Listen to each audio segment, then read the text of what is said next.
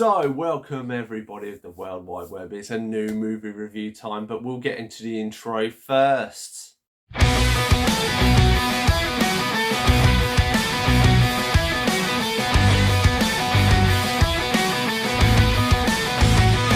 And there we go. So mixing it up a little bit for this Saturday. So yes, only one movie review for this weekend. It is Speak No Evil. So this is the new James McAvoy movie from director James Watkins. So James Watkins has previously directed The Take, Woman in Black and Eden Lake. So kind of in the horror, kind of scary genre, except for The Take, that was kind of action and wasn't received that well.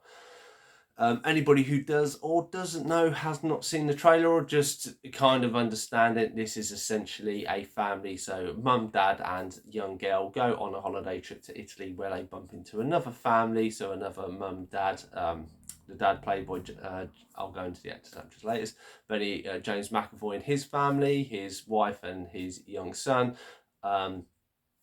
They spark up a kind of friendship during this trip, and then basically James McAvoy invites him back to the West Country for his farm for a weekend away.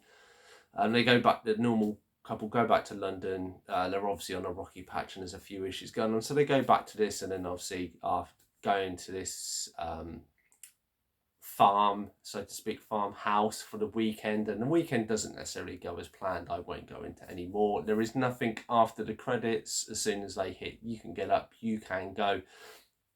I did enjoy this movie. It is a remake of the 2022 Danish movie of the same name.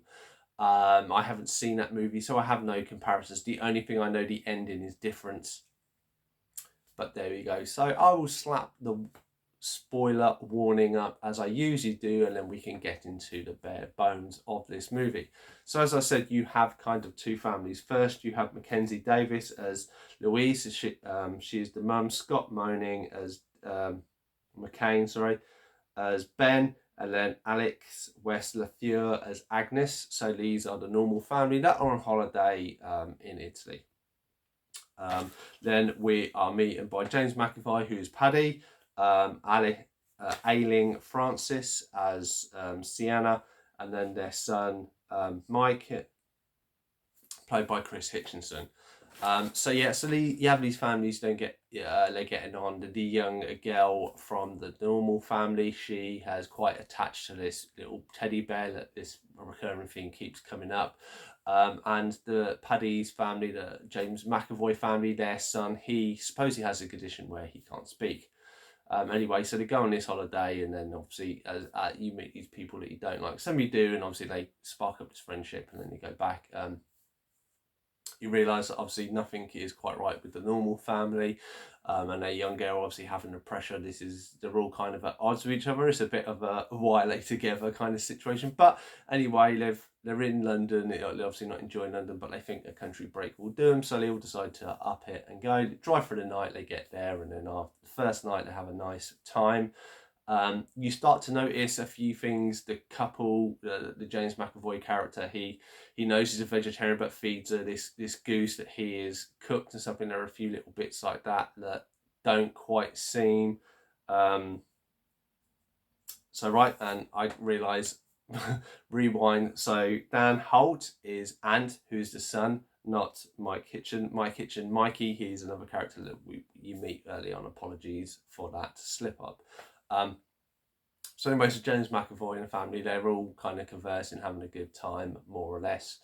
Then the odd little weird thing starts happening to him as the young lad approaches the normal dad, and he opens his mouth to show that he kind of hasn't got a tongue or a short tongue. There is a mention earlier on that he has shrunken tongue syndrome, if that is a thing going on. If you've seen the trailer, you know something's not quite right. As it leads on to it, they go out the second day. The parents go out, leaving the kids to this random kind of traveller person to look after them.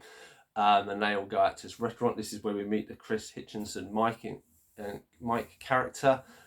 He's a cook. He does turn up later. Obviously, as time has go on, the Paddy character starts to show a bit more of his true colours, so to speak. You see bruises and that on the kid and his wife. And it is partly through this kind of weekend where the young lad is trying to communicate to the daughter, but he seems, because he can't speak, he also can't seem to write and stuff like that. So he's maybe not underdeveloped or that. We don't quite know what's going on. Anyway, to one point where Paddy gets a bit drunk, the young lad manages to steal his keys and takes the young girl into the shed, opens up this basement, and then you see all these people's belongings and stuff like this and photos, and then you come to the big twist. So spoiler, that basically what these couple do, they go on holiday, they pretend to be a family, they invite a family back, they basically kill all the family except one of the children, they then adopt that child, or in this case Anna's had his tongue, and then they go on holiday with the new child, basically to steal all the money and everything like that, to have it. The friend Mike, who you meet earlier on, who is the bar owner, he kind of helps them out. He sells the cars on and stuff like this, or the thing to try and hide the people away. Kind of cunning, kind of unhanded. The whole switching of the kids and the family and stuff like that, I didn't necessarily see coming. It all leads up to a final fight, where essentially all the bad guys and girls get killed and the family get away with the new child. There is a bit of a graphic scene where the young child beats James McAvoy to death with a brick. Just warning you out there for that. And yeah, and kind of they drive off into the sunset, so to speak, I think very disturbed, and I don't know how they're going to get through all of this. So what did I think of Speak No Evil? I say I did enjoy the movie.